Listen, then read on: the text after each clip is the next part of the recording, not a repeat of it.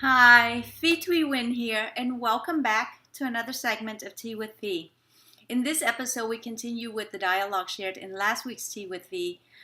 Last week, we covered one thing not to do with your mind, and this week, I want to continue on and sharing with you one thing you can do with your mind so that it functions more of the way you want it to function instead of being the crazy monkey mind that most of us know very well. So if you have not made yourself your favorite mug of tea, pause the video, go make your tea, come back,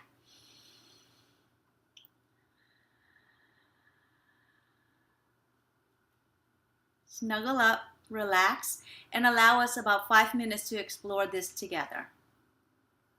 So as shared in last week's Tea with Fee, the one thing not to do with your mind is to tell it what you don't want it to think about. Because by telling yourself what you don't want to think about, that's exactly what you're going to think about, because that's the seed you're putting into your mind. It's just like the law of attraction. What you put out is what you get back. There is no preference in terms of whether you like what you put out or not. It's just energy. So the energy, the seed energy you put into your mind is what is going to manifest. So by telling you not to think of something, that is actually what you're going to end up thinking about. In my years of work with different people, it's amazing how often people come in and tell me the things that are not going well in their lives, the things that they don't like about their lives. And when I ask them, well, what would you like or what do you want? They'll go back and say, well, I don't want this. And so by feeding their minds the things that they don't want and keeping their attention on those things that they don't want, they're actually creating those experiences more and more.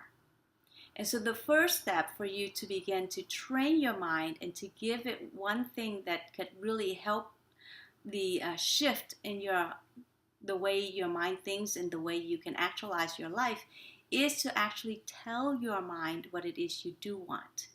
Instead of saying, I don't want stress, focus instead what it is that you do want and say, I want peace. I like peace. I appreciate peace. Peace just feels so good. Peace just feels so nice. Feed your mind what it is you do want.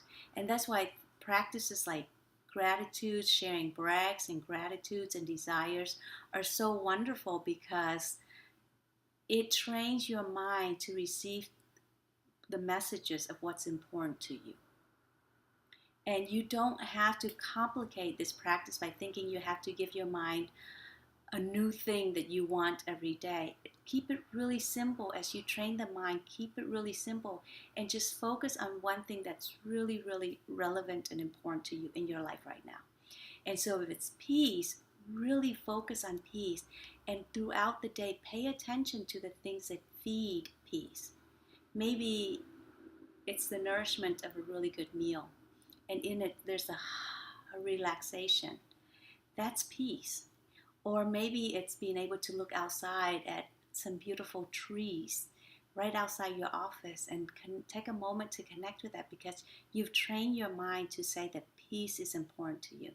Not the avoidance of stress, but the presence of peace. And that's what's important to you. And that's what you're going to continue to feed your mind and focus on. And throughout the day, find the things that are important to you that resonate and support your peace. And continue with the practice of that one simple thing, just peace, peace, peace, for a week, for a month, for a few months, so that it really saturates inside of you and it becomes experiential reality. And what we shared about in previous Tea with Fees, I think like 75, 76, and 77, go back and really pay attention to how the experience nourishes you, so that you're ingesting the experience instead of just the word or the knowledge of peace floating in your head, and it doesn't become integrated into your being, into your daily experiences, into your surroundings. That really, we're blessed because we live in very peaceful times, and we get to set up our environments the way we want, and we're able to really, for the most part, create environments of peace, and we live in peaceful times. So focus